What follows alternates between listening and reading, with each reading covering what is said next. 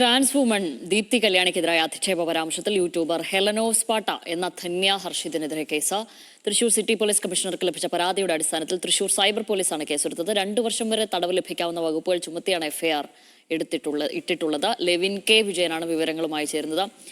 Levin, കുറച്ചുനാൾ മുൻപാണ് ഹെലനോസ് പാട്ട മറ്റൊരു വിവാദത്തിൽ കുടുങ്ങിയത്. അതിനുശേഷമാണ് ഇപ്പോൾ വീണ്ടും ഇവർ ഒരു വിവാദ പരാമർശവുമായി എത്തുന്നത്. നേരത്തെ അങ്ങനെ ആയിരുന്നില്ല. ഇതേത് സാഹചര്യത്തിലാണ് ഇവർക്കെതിരെ ഹെലനോസ് പാട്ട ഒരു അധിക്ഷേപ പരാമർശത്തിന് മുതിരുന്നത്? വിവരങ്ങൾ എന്താണ്?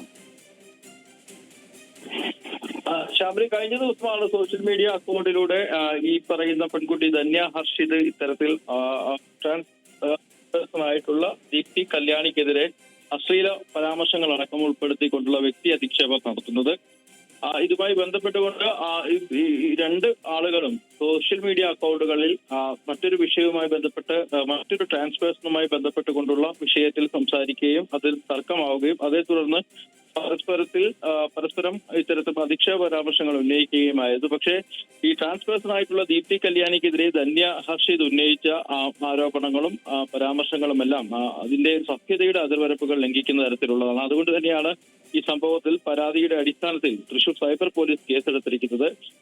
BNS IT ആക്ടുകൾ, കേരള പോലീസ് ആക്ടുകൾ അനുസരിച്ചുകൊണ്ടുള്ള ട്രാൻസ്ജെൻഡർ പ്രൊട്ടക്ഷൻ ആക്ട് പ്രകാരം അടക്കമുള്ള വകുപ്പുകൾ ചുമത്തിക്കൊണ്ടാണ് കേസെടുത്തിട്ടുള്ളത്. 2 വർഷം വരെ തടവ് ലഭിക്കാവുന്ന വകുപ്പുകൾ ചുമത്തിയാണ് കേസെടുത്തിട്ടുള്ളത്. നേരത്തെ തന്നെ ധന്യക്കെതിരെ ഇത്തരത്തിൽ സമാനമായ പല പരാതികളും ഉണ്ടായിട്ടുണ്ട്. അതോടൊപ്പം ഈ മദ്യപിച്ച് വാഹനം ഓടിച്ചതിന്റെ പേരിൽ നടപടി ഉണ്ടാവുകയും മോട്ടോർ വാഹന വകുപ്പ് അടക്കം നടപടി സ്വീകരിക്കുകയും ചെയ്തതാണ്. അതിന് പിന്നാലെയാണ് മറ്റൊരു വിവാദത്തിൽ കൂടി ഈ യൂട്യൂബർ ചെന്നെത്തുന്നത്.